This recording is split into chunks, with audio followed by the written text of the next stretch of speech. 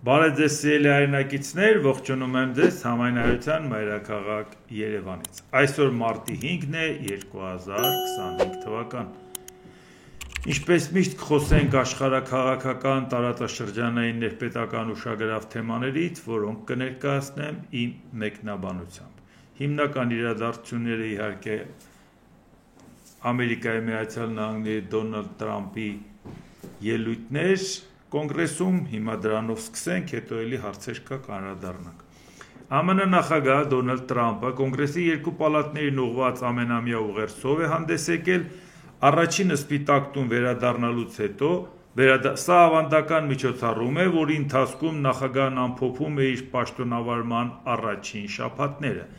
Տրամփը խոսել է 1 ժամ 40 րոպե, ամենաերկար ելույթը պատմության մեջ։ Նախորդ ռեկորդը 2000 թվականին սահմանել էր նախագահ Բիլ Քլինտոնը, որի ելույթը տևել էր 1 ժամ 28 րոպե։ Իհարկե, թեթև անդրադառնանք դրան, որովհետև նորից Դոնալդ Տրամփը խոսեց, որ այն ինչ-որ այս մի քանի օրը արել է նախկինները տարիներով չեն արել 4 տարում, 8 տարում եւ այլ, անընդհատ ինքը պայքարի մեջ է նախկինների մեջ, անընդհատ ինքն աննախադեպության մոլուցքով ատառապում, դե իհարկե մենք դրան շատ լավ ծանոթ ենք, Նիկոլ Փաշինյանի կոմպլեքսները մեզ ծանոթ է, ամենայն հավանականությամբ ես կարծում եմ, որ ուղղակի ինքը երեխա ժամանակ երևի ծանր մանկություն է ունեցել, որը լուրջ հետ կա թողել, կապ չունի, որ նա կարող է ունել, որ ընտանիքը մեծանար, կարող է անդադ իր վրա խոսացել են, ասել են, որ դու բան չես հասկանում, մեծանաց տենաս ինչ ես դառնալու եւ այլ,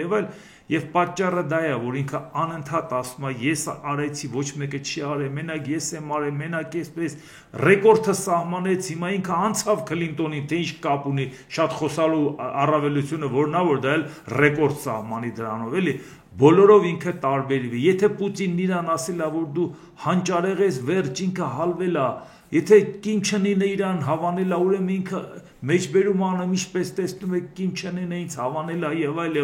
մարդը ընդհակառակը պետք է մտածի, ասի Տեր Աստված, ես ինչ հիմարություն եմ արել, որ Կիմ Չեն Ինը ինձ գովում է։ Այս խնդիրը մեզ համար, ես կարծում եմ, որ եթե Դոնալդ Տրամփի կողքի մարդիկ ասեն, որ հաղթանակի համար շատ կարևոր է, օրինակ Ֆրանկլին Դելանո Ռուզվելտը հաշմանդամության սայլակին նստած հաղթեց պատերազմում երկրորդ համաշխարհային, ես վստահ եմ, եթե մեկ ականջին ասի այն չկրակած ականջին են մյուսին, Դոնալդ Տրամփը կասի մի հատ հաշմանդամության սայլակ բերեք վրան նստեմ, ոնց թե ուրեմն դենց է հաղթել Ռուզվելտը, ես Իրանից ինչով եմ պակաս։ Այնպես որ այդ խնդիրը մենք ունենալու ենք դեռ բավական ժամանակ։ Տրամփն իր ելույթի մեծ մասը նվիրել է ներքին քաղաքականությանը, մասնավորապես նա շնորհակալություն հայտնել գործարար Իլոն Մասկին եւ երկար թվարկել նրա ղեկավարած կառավարության արդյունավետության դեպարտամենտի ձեռքբերումները։ Իհարկե, թե ինչ ձախողումներ կլինի արդյունքում, երբ որ մարդիկ դրա հետ մի քիչ ավելի կշփվեն, թե ինչին կհանգեցնի անվստահությունը Ամերիկայի Միացյալ Նահանգների նկատմամբ, թե ոնց տարբեր երկրներ կփորձեն իրենց կյանքը կառուցել, այլևս հույս չդնելով Ամերիկայի վրա,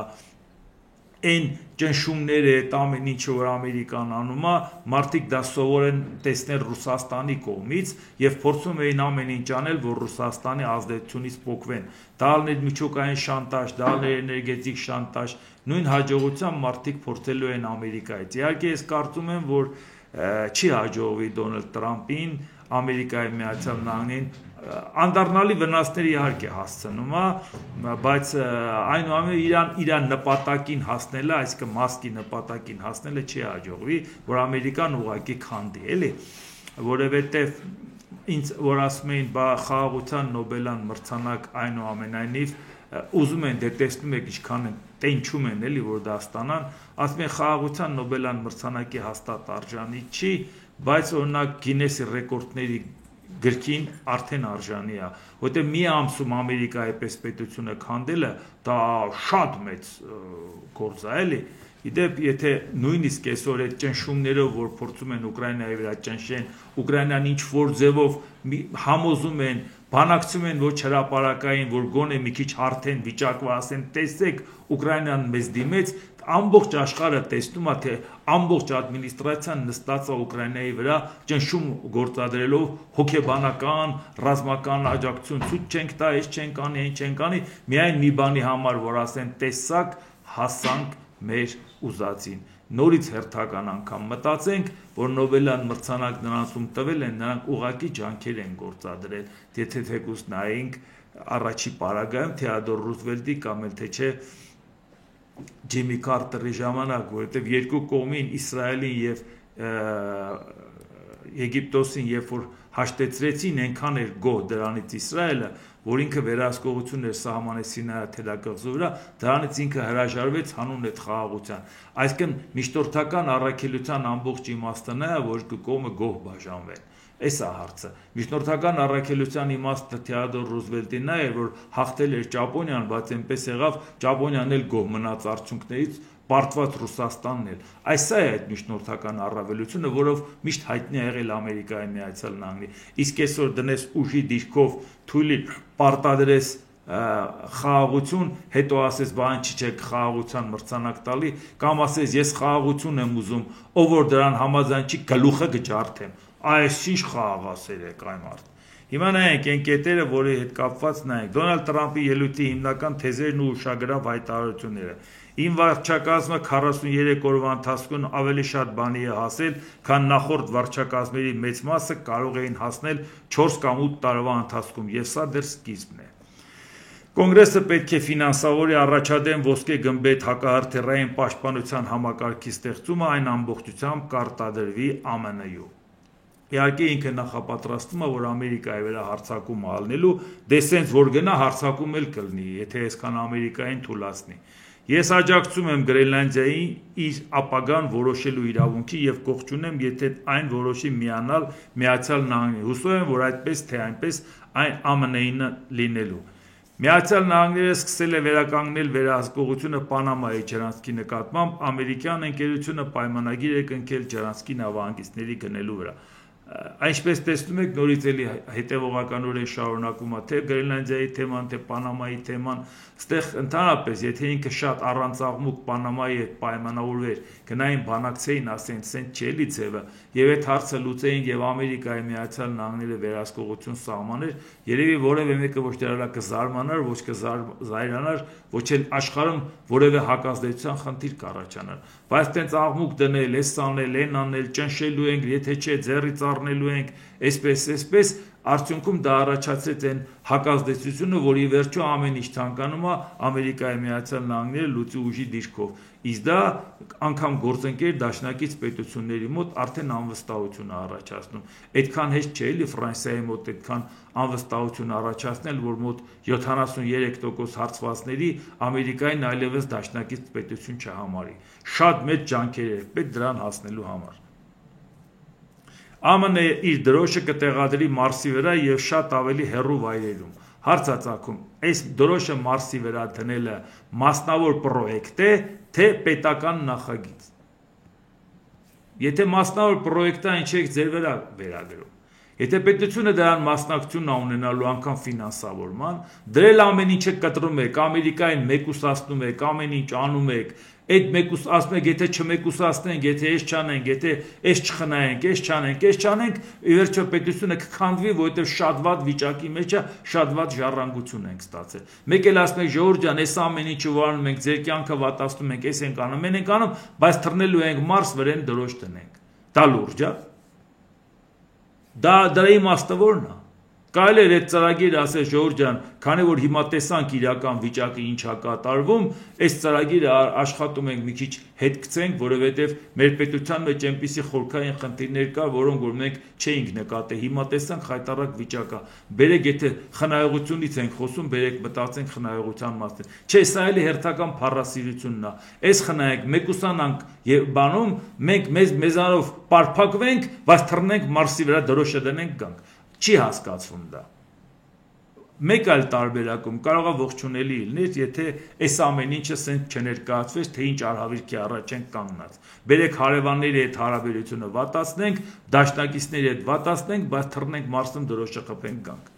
Ամերիկայի ոսկե դարը նոր է սկսում, դա կլինի մի բան, որը աշխարհը նախկինում չի տեսել։ Էս էլ հիմա այս ինքնագովեստի ամբողջ քաղաքականությունը պատկերացնում եք։ Դոնալդ Տրամպը հայտարարել է այսօր ես կարևոր նամակ ստացա Ուկրաինայի նախագահ Զելենսկուց, նամակում ասում է, որ Ուկրաինան պատրաստ է որքան հնարավոր է շուտ նստել բանակցությունների սեղանի շուրջ, որպեսզի մոտեցնի կայուն խաղաղությունը։ Ոչ ոք ավելի շատ խաղաղություն չի ուզում, քան ուկրաինացիները, ասել է Տրամպը։ ԱՄՆ նախագահի խոսքով Զելենսկին նաև հայտարարել է ցանկացած հարմար պահի հանքային ռեսուրսների մասին համաձայնագիր ստորագրելու պատրաստակամության մասին։ Տրամպն ասել է, որ շնորհակալ է նամակի համար, հավելելով միաժամանակ մենք լուրջ բանակցություններ ենք վարել Ռուսաստանի հետ եւ ստացել ենք հզոր ազդանշաններ, որ նրանք պատրաստ են խաղաղության։ Իդեպ իջներ տարօրինակ, որ Ամերիկայի Միացյալ Նահանգներում Ուկրաինայի դեսպանն ասեց, որ Զելենսկին նամակ չի գրել, նաև Զելենսկու ադմինիստրացիայից էլ ասին, որ այդպիսի նամակ չի գրվել։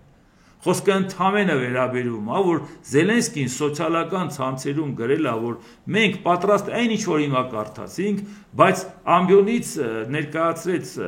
Դոնալդ Տրամպը այնպես, որ Զելենսկին հատուկ իրան նամակ ա գրել եւ ինքն էլ այդ նամակից գոհ է, դա էլ ինքը սպասում էր, որպեսզի դա որպես ձեռքբերում ներկայացներ կոնգրեսին։ Բայց առնվազն անհասկանալի է, որ կարող է այսպիսի բան տեղի ունենա, ասեն ինձ նամակ ա գրել, բայց այդ մարդը ցանցերում բան ա գրել։ Կարող է այդ գրածը մի հատ ջնջեր։ Կարող է ասել, բայց թյուրիմացություն ա եղել։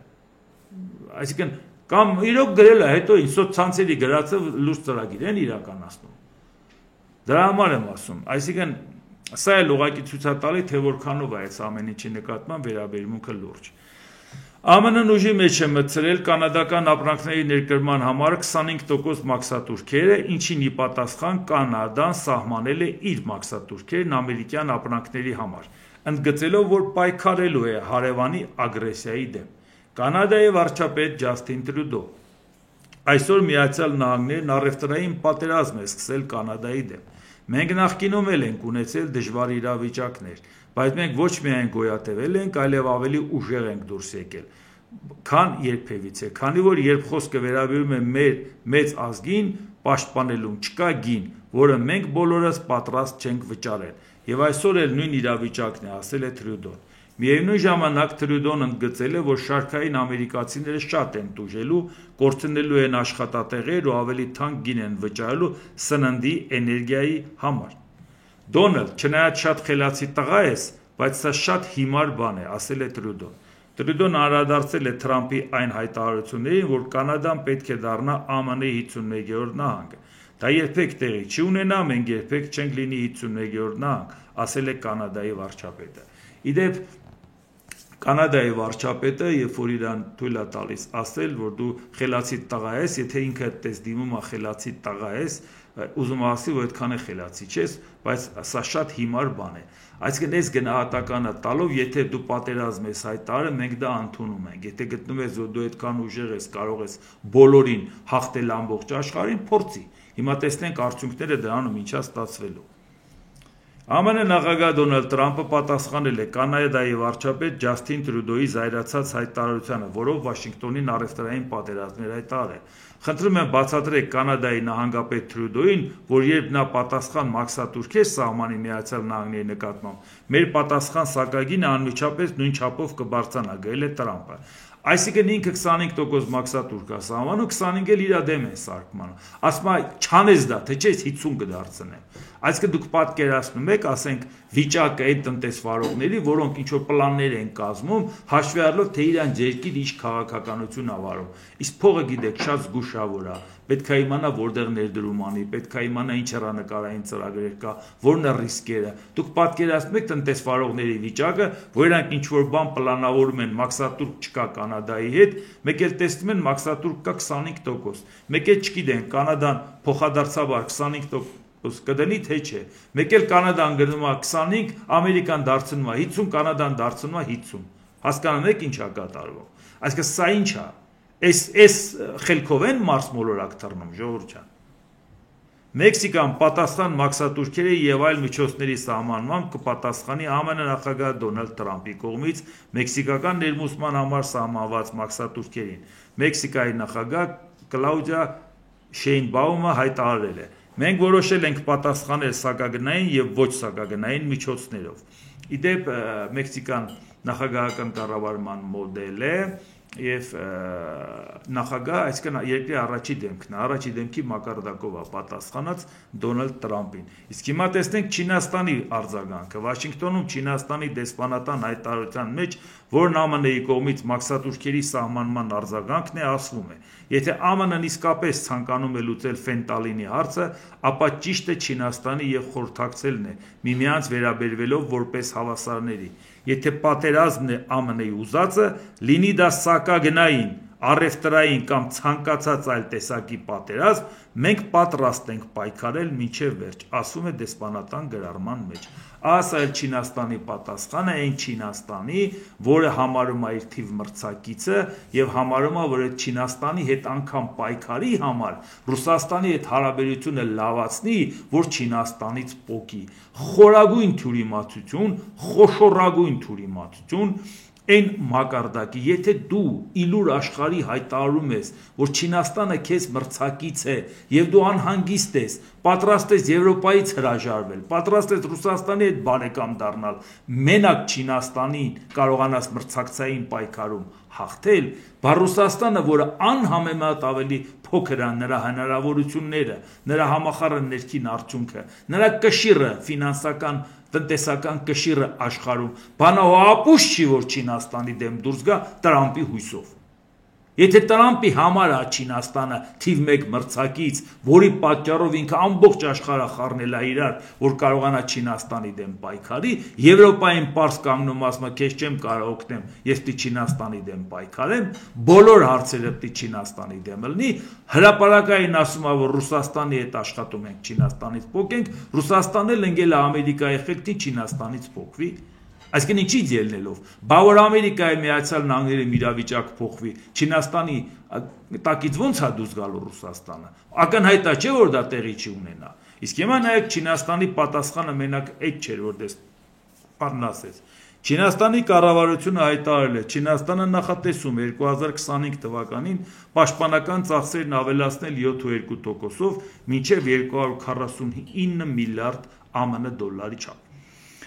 Չինաստանը պաշտպանական բյուջեով աշխարհում երկրորդն է ԱՄՆ-ից հետո։ ԱՄՆ-ի բյուջեն անցյալ տարվանը տարեկանով դա 855 միլիարդ դոլար էր։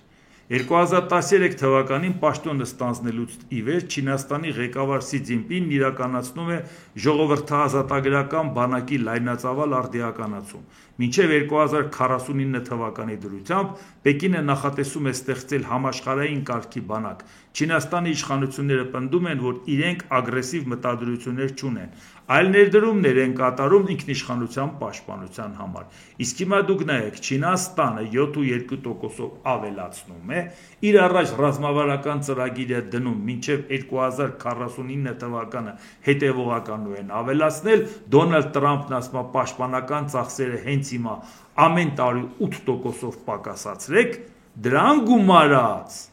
դրան գումարած, ինչա ասում,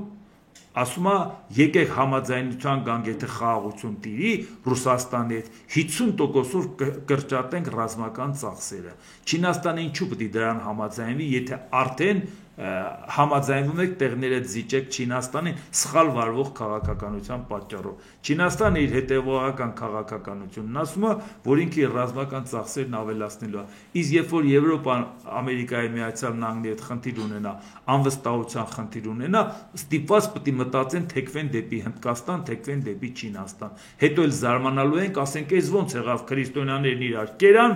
ուշտումիտները գցեցին Չինաստանի վրա։ Ժորժ ջան, դա մեր համար հնագույն գեղեցիկ սովորություն է։ Բյուզանդիան կործանվեց, արևելյան հռոմեական կայսրությունը իրար կերան, մի մասը մեղադրեց Բյուզանդիայի կողմից վարվող քաղաքականությանը, մի մասը Բյուզանդիան մեղադրեց մյուսներին, արդյունքում ինչ ստացվեց, Թուրքիան եկավ Կոստանդինապոլիսը վերցրեց 1453 թվականի մայիսի 29-ին։ Լավ հիշում եք, այն բազիլիկա թնդանոթով էլ տվեցին, պատը քանդեցին, չնայած դա էլ չլներ, մեկա չէին կարող հաղթել, արդեն այդ խնդիրը առաջացել։ Բայց հետո ինչ առաջացավ, փակեցին այդ ճանապարհը։ Հետո եվրոպացիները, որ իրար լավ ուտում էին, ուրախացել էին, որ Բյուզանդիան վերջապես կործանվեց, հետո իրանք ստիպված էին, որպեսզի Հնդկաստան գնան, Աֆրիկան շրջանցեն, պորտուգալացիները շրջանցեն Աֆրիկայով գնան, իտալացիներն էլ, կոնկրետ մի իտալացին, Կոլոմբոսն էլ Իսպանիայից գնար արևմուտքով որ գնար հասնել Հնդկաստան։ Այդ ինչի էր տեղները այդքան նեղ, որտեվ իրար կերակ Թուրքիա եկավ նստեց այդ կարևոր ստրատեգիական տեղը, հա։ Սրա մասին է խոսքը։ Բայց նույն հաջողությամբ ինչ է անում Ամերիկան։ Ամերիկան, որ եղել է բոլորի համար եղել է ուղեցույց ժողովրդավարության։ Այսօր Ամերիկայի Միացյալ Նահանգներն Իրանից ասում գործ չունեք, ախպեր, Ամերիկայի վրա հույս չդնեք, այս չինացիք ավելի անշարժ են, ինչպես տեսնում եք ագրեսիվ չեն, բայց ցանկանում են գերտերության հավակնություններ ունեն։ Գուցե գնանք իրանց հետ աշխատենք, Հնդկաստանը ընդհանրապես խելոք է, ով է մարդկանց դրդում ընդեղ, ես չեմ կարող պատկերացնում, ժողովուրդ ջան։ Կոնգրեսում լրագրողների հետ զրույցում ԱՄՆ փոխնախագահ Ջեյ Դի Վենսը հայտարարել է. ԱՄՆ չի բացառում Ուկրաինային զենքի եւ ռազմական տեխնիկայի մատակարարումների վերականգնման հնարավորությունը, եթե Կիևն սկսի խաղաղ բանակցությունները։ Միացյալ Նահանգների նախագահ Դոնալդ Թրամփը հստակ ասել է, ցանկանում է, որ ուկրաինացիները նստեն բանակցությունների սեղանի շուրջ։ Կարծում եմ, որ երբ դա տեղի ունենա, շատ հարցեր կդիտարկվեն, ասել է փոխնախագահ Վենսը։ Այսինքն նույն փոխնախագահ Վենսը ինչքան էր մեղադրում Ուկրաինային, հիմա ասում է, եթե մեր փողերը տակ, այսինքն 100 միլիարդ տվել ենք, 500 միլիարդ հետ տվեք, 100 միլիարդ նվեր ենք տվել։ Չնայած երաշխիքել տվել էին, որ հանգիստ դուք ձեր ատոմային զենքը տվեք Ռուսաստանին, մենք ձեզ երաշխավորենք։ Հետո էլ կանգնում ուննաթ ենք գալի, թե ինչի պիտի մենք ձեզ պահենք։ Հիմա էլ ասում է, ախր ամեն օր մարդ է մեռնում, այդ երիտասարդները մեռնում են, մենք չենք դիմանում այդ մահերը, որ տենում ենք, չենք դիմանում, բայց որ մեր փողը տակ, զենքը կտանք ու շարունակեք իրար սպանել։ Որտեղ մնաց տրամաբանությունը։ Սպիտակ տան ազգային անվտանգության հարցերով խորհրդական Մայք Ուոլցը հայտարարել է, որպեսզի պատկերացնեք մենակ բանը չի ասել, էլ Վենսը չի ասել։ ԱՄՆ նախագահ Դոնալդ Թրամփը կքննարկի Ուկրաինային օգնությունը վերականգնելու հարցը, եթե խաղաղ բանակցություններ են եւ վստահության ամրապնդման միջոցներ ձեռնարկվեն, մենք արդեն խոսում ենք վստահության ամրապնդման միջոցների մասին, որոնք այնուհետև կկիրառենք ռուսների նկատմամբ եւ կփորձարկենք այդ կողմը, ասել է Ուոլցը։ Իդեպ հարց առաջանը, որ Ռուսաստանի հետ կապված էլ, երբ որ տարածեց Դոնալդ Թրամփի ադմինիստրացիայից տարածվեց, որ Դոնալդ Թրամփը խնդրել է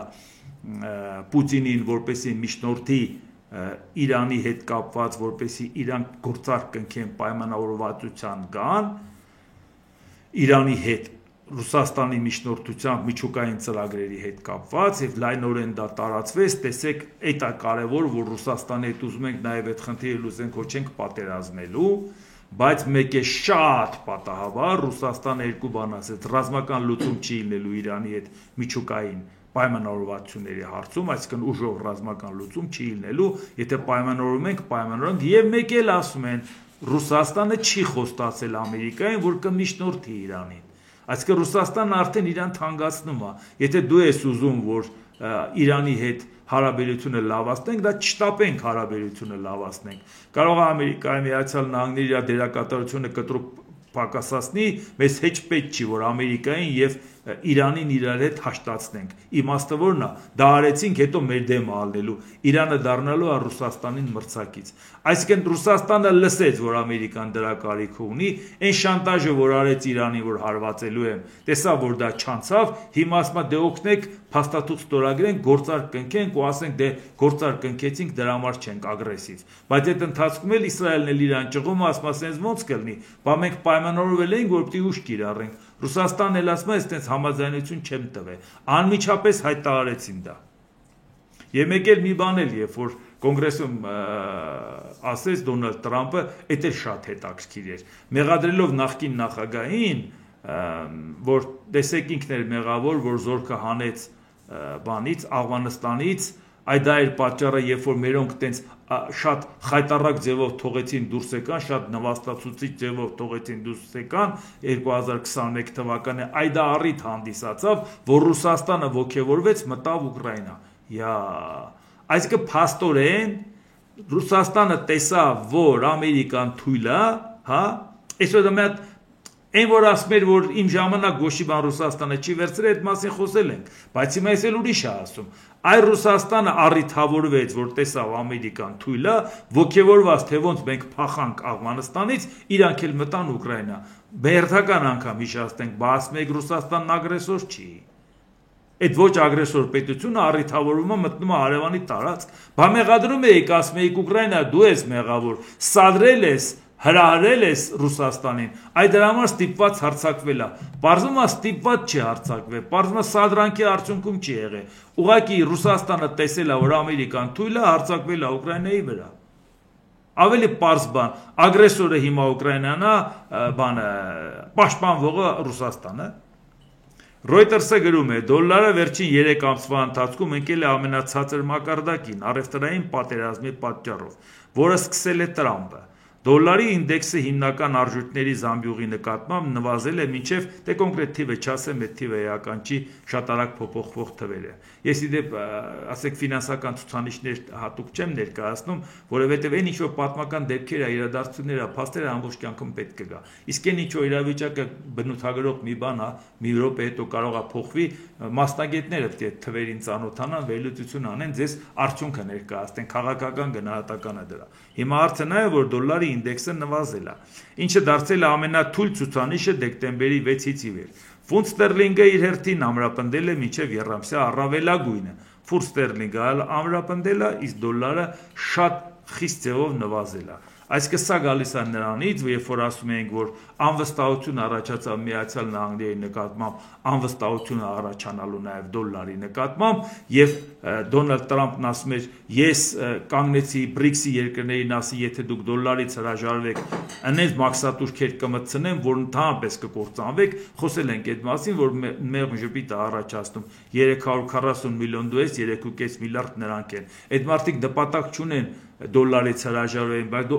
ասում ես, բայց տեսակ ինձանից վախեցան դոլարից չհրաժարվեցին։ Մանկապարտեզ էլի։ Հիմա այդ պարագայում, հիմա տեսնում եք, որ դոլարը անկում է գրանցում, բայց հիմա արդեն հիշենք, թե մի 2 օր առաջ ինչ էր ասում Դոնալդ Տրամփը։ Դոնալդ Տրամփը տեղեկացրել է, որ կրիպտոարժույթի ռազմավարական պահուստային ֆոնդի ստեղծման մասին։ ԱՄՆ-ի կրիպտոարժույթների ռազմավարական պահուստը կբարձրացնի առանցքային ոլորտի մակարդակը Բայդենի ադմինիստրացիայի կոռուպցիոն հարձակումներից հետո, հայտարարել է Տրամփը։ Տրամփի խոսքով ինքը հրամանագրով ձգտում է երկիրը վերածել կրիպտոարժույթի համաշխարհային կենտրոնի։ Այսինքն առաջին, երբ որ դոլարի նկատմամբ, իհարկե բոլոր տարբերակների պահուստներ ունենալը նորմալ է, պետության համար դա հասկանալի է, բայց ուրիշ խնդիր կա, ասես չէ, որ սրա շրջանառություն էլ կա, ինչի դրանով պահուստ չունենանք, բայց կրիպտոարժույթի նկատմամբ մի տեսակ անվստահություն կա, որովհետև նրա գործարքները շատ դեպքերում ամեն ինչ չի, որ հասանելի է, ծավալները գնահատելի եւ այլ, դրա համար որևէ մասնագետ չի կարողանում ասել, թե ինչու հիմա բարձրացավ կամ ինչու հիմա իջավ։ Լավագույն դեպքում ֆիքսում են, որ բարձրացավ կամ իջավ, ուրախանում են, եթե ունեն, հետո այդքան մի բան, կամ տխրում են, եթե կորցնում են, բայց բոլոր դեպքերում ռիսկը շատ չեն անում են պարզ պատճառով, վստահություն, այսպես ասած,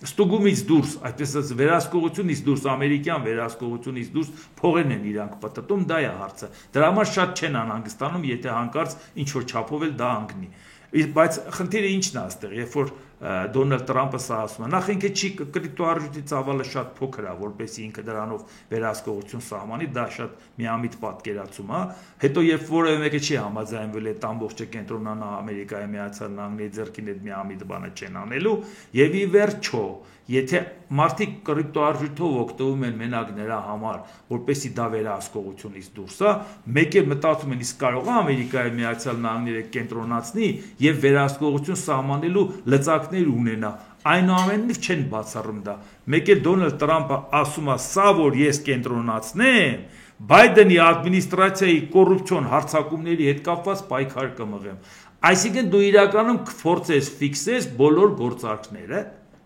բայլով կվստահի Ամերիկային։ Այսինքն եթե նույնիսկ ինքը զգուշավոր ձևով կրիպտոարժույթի պահուստ ստեղծեր, ասեր դե այնուամենայնիվ ժամանակը առաջ է գնում, սա էլ կա, սա էլ կա, սա էլ կա, հնարավոր բոլորի վրա դա ունենան, բայց ասել շանտաժանել դոլարից հրաժարվեք, տեսեք ինչ ենք անում, դրա պատճառով դոլարից հրաժարվեն արդեն դեմոնստրատիվ կերպով եւ այդ պարագայում դեմոնստրատիվ ասել, որ լավ, հիմա էսա դոլարից բան չի ստացվում, հիմա շուր գան կրիպտոարժույթին, այն դեպքում էլ մի հատ էլ վերցնի իր պատկերներ խփի մի հատ վաճառի եւ քաղաքականացնի դա այդ տեսեք իմ դեմքով կրիպտո արժույթը տեսեք ինչ լավ է վաճառվում հետո ինքը մի երկու հատ իրարամերժ հայտարարություն անի գինը ընկնի այսինքն տեղից էլ անվստահություն կար հիմա անվստահություն 1 որ որևէ ձևով չես կարողանում հասկանաս իրական գինը եւ անվստահություն 2 ամերիկան ցանկանում է պահուստներ կուտակել եւ բանանել վերահսկողություն սահմանելու մեխանիզմ իսկ հաշվի առնելով Մասկի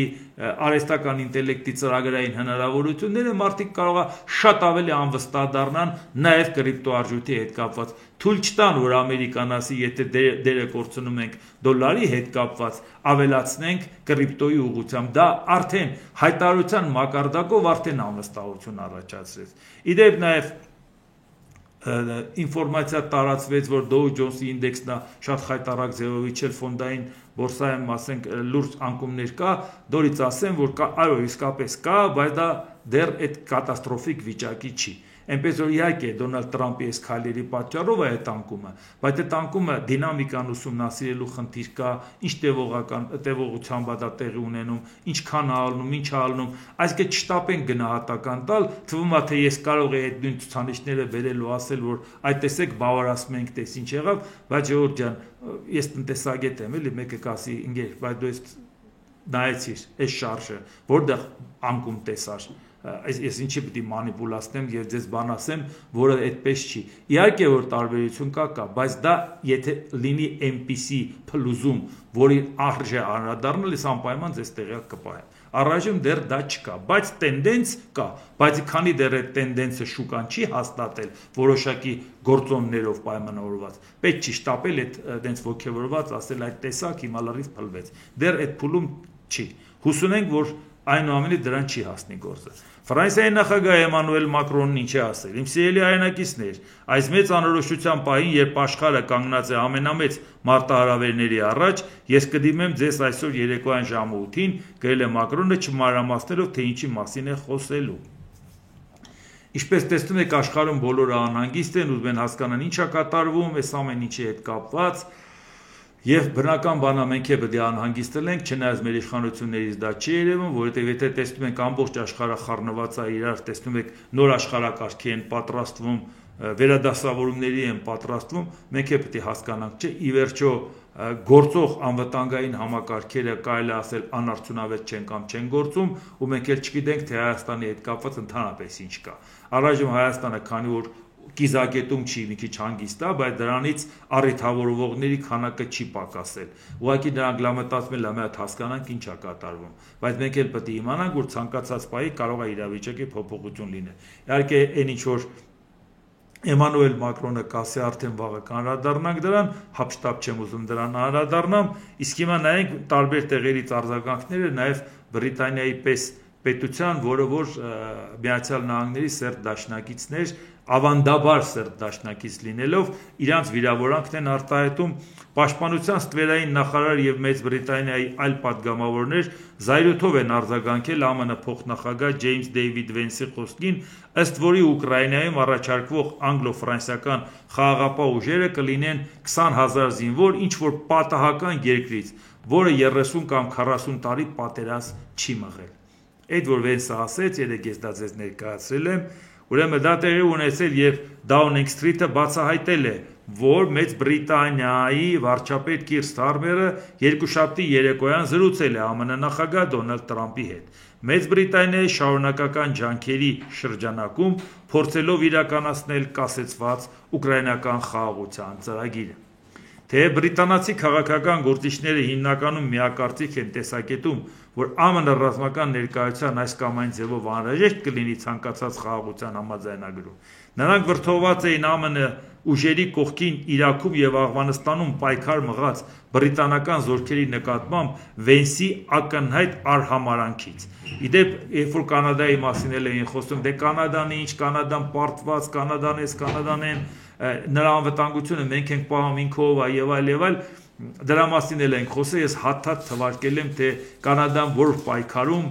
որ մարտերում կանգնած է եղել Ամերիկայի կողքին, հերթով թվարկած Նորմանդիայից սկսած կորեական պատերազմը, իրաքյան, Գերմանիայում, երբ որ օկուպացիոն զոնաների էր բաժանված, մի խոսքով բոլոր հնարավոր տեղերը, անգամ Կանադայից մեր հայրենակիցներից մեկն ասեց, այ մարդ ասեք մի հատ աշները մտցնենք,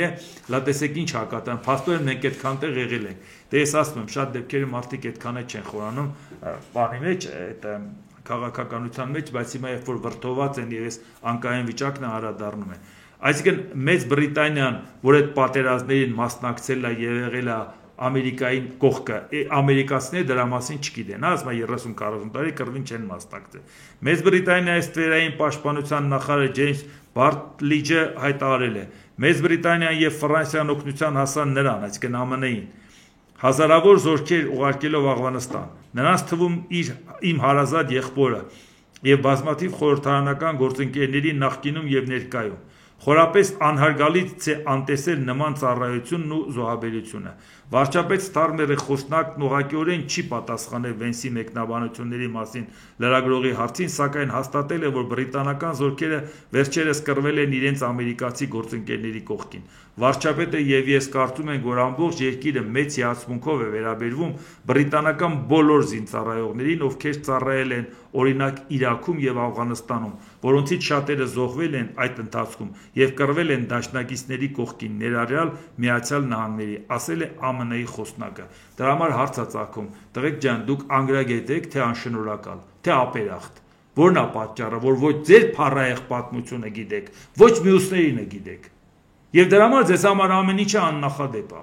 Սաղ դուք ամեն ինչ գիտեք, որովհետև ոչ մի բան չեք հասկանում ու անդադ խոսում եք, դրա համար էլ էստորին է ալնում։ Ինչի եք մարդկանց վիրավորում։ Վաղը ասելու եք եկեք միասին գնանք կռվենք, ասելու են հաջողություն։ Մենք երբ ենք կռվել, որ գանք ձեր կողքը կանգնենք։ Հետո մենակ եք մնալու զարմանակ։ Իսկ հիմա Ռուսաստանը նորից առիթավորվել է։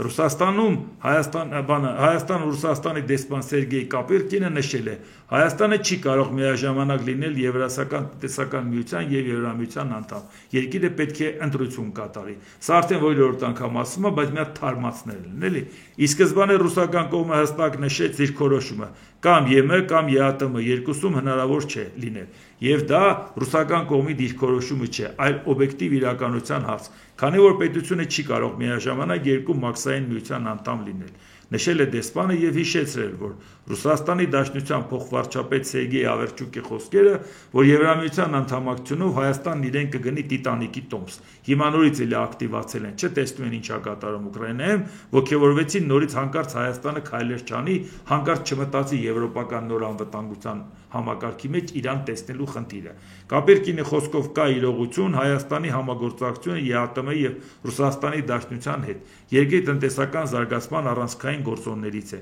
ինչի մասին վկայում է վիճակագրությունը։ Ինչ կլինի Եվրամիությունում, դա ապագայի հարց է։ Այժմ Հայաստանի եւ Եվրամիության միջև ապրանքաշրջանառության դինամիկան բացասական է, ասել է դեսպանը եւ ընդգծել, որ այդ ընտրությունը Հայաստանի Հանրապետության ինքնիշխան իրավունքն է։ Իսկ հիմա դուք տեսնում եք, այդ նույն Կապիրկինը ասում էր, բա մենք մեր զորքն է ձեզ պահում 102 հետ բազայից էր խոսում, սահմանի հետ կապված էր խոսում, էսե ԵԱՏՄ-ի հետ կապված հերթական ահաբեկում է, էլի, Տիտանիկի տոմս եք առել, եթե հանկարծ կհամաձայնվեք։ Իսկ Հայաստանի պաշտպանության նախարարությունից հայտնում են, Ադրբեջանի պաշտպանության նախարարության հաղորդագրությունը թե իբր մարտի 4-ին ժամը 22:05 սահմաններում Հայաստանի զինված ուժերի ստորաբաժանումները կրակ են բացել սահմանագոտու հարավարևելյան հատվածում տեղակայված ադրբեջանական դիրքերի ուղղությամբ չի համապատասխանում իրականությանը։ Իհարկե մենք վստահ ենք, որ մեր պաշտպանության նախարարությունը ճիշտ է ասում, բայց նորից հարցը առաջանում, իսկ ինչու են հիմա այդ ամեն ինչը նորից տարածում Ադրբեջանը։ Ադրբեջանը գիտի, որ տենց բան չկա, բայց ինքը անդադ խոսում է նրա մասին, որ Հայաստանն է զախողում խաղաղությունը, մենք ասում ենք դա տենց բան չկա, ամեն ինչ Հայաստանն անում է, Նիկոլ Փաշինյանը բացատրում է, որ էսկալացիայի առիթ է ման գալ Ադրբեջանը ասում է դուք եք կրակել։ Այսինքն նշանակում է, որ Նիկոլ Փաշինյանն ասում էր խաղաղության հնարավորություններ ենք ստեղծել հմուտ կերպով տարածաշրջանային քաղաքականություն ենք, բայց մեր հմուտ կերպով տարածաշրջանային քաղաքականությունը։ Այսօր մարտի 5-ին սպարապետ Վազգեն Սարգսյանի ծննդյան օրը Եռաբլուր Պանթեոնում լրագրողների հետ զրույցում ԵԿՄ անդամ Արագածոտնի նախկին մարզպետ, այժմ ՊՆ նախարար Սուրեն Պապիկյանի զինվորական գծով խորհրդական Ռազմիկ Պետրոսյանը նշել է. ուշադրություն, զինվորական գծով խորհրդական, այսինքն պետական պաշտոնյա է հիմա բանակում։ Մենք Արցախն էլի վերականգնելու ենք, դրա համար պետք է միավորվենք իրար հետ, ոչ թե տարաձայնություններ ունենանք։ Հարցին հավատում եք խաղաղության օրակարգին, Պետրոսյանը պատասխանել է. մենք ամբողջ մեր կյանքը հավատով ենք ապրել, չհավատայի իրենց շարքում չէի լինի, ես կանգնած եմ ամուր ու վստահ եմ, մենք ամեն ինչի հասնելու ենք ու հասնելու ենք միասին, հասնելու ենք մեր սիրով և մեր նվիրվածությամբ։ Հիմա շարունակությունը կկարդամ, որովհետև մի հատ էլի հետաքրքիր բան ասել, այլապես չէի կարող դառնա, բայց ինքը համարվելով պետական պաշտոնյա, ինչ է ասում, որ մենք Արցախն էլի վերականգնելու ենք։ Այսինքն, այն որ Արցախը մենք շատ կուզենանք վերականգնելի, այն որ Արցախի հարցը փակված չենք համարում, այն որ ասում ենք, որ եթե Հայաստանի իշխանությունները փակել են, շատ վատ են արել, այն որ ասում ենք միջազգային հանրությունը փակված չի համարում, նոր աշխարհաքաղաքական իրավիճակում կարող է դրա հարցը նորից բարենպաստ լինի մեզ համար, այդ շատ ենք խոսել, դրա մասին չի խոսքը, բայց հարցածագում այդ մենք ենք ասում, իսկ իշխանությունը Արցախի հարցը հեչ չփակված է համարում, անգամ Արցախ բառը չի օգտագործում, ասում են ինչի սադրենք, մենք չենք ճանաչում, որ այդպիսի պետություն կա, ինչի ասենք Արցախ, ասում ենք Լեռնային Ղարաբաղ, երբ որ Ադրբեջանն ասում է դուք նորից ձգտում եք հավակնությունները, ասում են աման տենց բան չկա, սահմանադրությունը փոխել ենք, բայց հիմա պաշտպանության նախարարության պաշտոնյան ասում է մենք Արցախը վերականգնելու ենք, հիմա ինչ է սա նշանակում, դուք սադրում եք, հա? Դե կանգնեք ասեք, Արցախը ուզում ենք վերականգնենք, բայց ասում եք այն մարդ չեք ամաչում, բա մենք Արցախ ենք ուզում, մենք ընդհանրապես այդ թեման փակել ենք, մենք դրանից հրաժարվել ենք, թեման որ փակում եք հրաժարվում եք, սա հիմա վերցնելու են, այսինքն վերցնելու են եւ համապատասխան ձևով ասեն, ես էլ պաշտպանության նախարարության աշխատողը ասում է, մենք Արցախը նորից միավորելու ենք, մենք Արցախը վերցնելու ենք, ինչ ենք ասելու, մենք ասելիք ունենք, բայց իշխանությունն ինչ է ասելու, բայց դրա համար դες չեն հավատում, ասում եք, այն մարդ տենց բան չկա, մենք հավակնություն չունենք, բայց կանգնում եք գերաբլուրում, սենց կարծիք եք հարցնում պետական պաշտոնյան, այն էլ ռազմական գործիչը։ Իսկ հիմա շարունակությունը, դիտարկմանը, որ իշխանություններն են պառակտում, նա արձագանքեց, իշխանությունները ոչ կարող են պառակտեն, ոչ կարող են միավորեն, մենք ներսում ամեն մեկս պիտի հավատանք, վերջը մի անգամ մենք պիտի թագավոր սիրենք, մենք մեր իշխանությանը սիրենք, թե չէ։ Հիմա տեսեք հարցը որն է, հարցը առաջանում, այս ինչ թագավորի մասին է խոսքը, ժողովուրդ ջան։ Հայաստանում արդեն թագավորական կարգեր ու Նիկոլ Փաշինյանի թագավոր որպես դիսիրենք, ուզում եմ իմանամ թագավորական որ տոհմից է սերում Նիկոլ Փաշինյանը։ Այն որ կայնում ասում է ժողովուրդ ջան, ես ձեր ծոցից եմ, պապիս զուգարանն էլ դաշտի ծերներ, մինչև գնում ցրտին հարցնում ենք, ինչ ունենք, չունենք, ցրտահարում ենք։ Դե ինչ վերևով որ ղեկավարում է, հասկանում ենք, որ ամեն ինչ է ցրտահարել։ Այդ թագավորն է ուզում։ Այս մարդն է Արցախ հետ բերելու։ Այն նապաստակ։ Դու Արցախ հետ բերող ես։ Եթե դու արդեն Նիկոլ Փաշինյանին թագավոր ես հայտարարում։ Էսա ժողովուրդ ջան այս երկրի վիճակը։ Էսա որ բան չեն թողել, ոնց են ամեն ինչը արժեզրկել, հերանիցել էս ամեն ինչի։ Դրա համար շատ անելիք ունի մեր ժողովուրդը, որ այս ամեն ինչի ձևը առաջիկայում շատ լարված իրավիճակներ է առաջանալու աշխարհում, տարածաշրջանում, մեր երկրում, եւ դրա համար ժողովուրդը պետք է լավ պատրաստ լինի այդ ամեն ինչը համարժեքորեն գնահատական տա, որ նոր կարողանա պահնել գա համարժեք քայլերն անելու մասին մտածենք։ Դե ինչ այսօր այսքանը, եթե հավանեցիք, սեղմեք լայք կոճակը, բաժանորդագրվեք Էդվարդ Տանտինյան YouTube-յան ալիքին, սեղմեք զանգակ կոճակը, գրեք մեկնաբանություններ, գրեք հարցեր, դիտեք եւ դատեք ինքներդ։ Շնորհակալություն։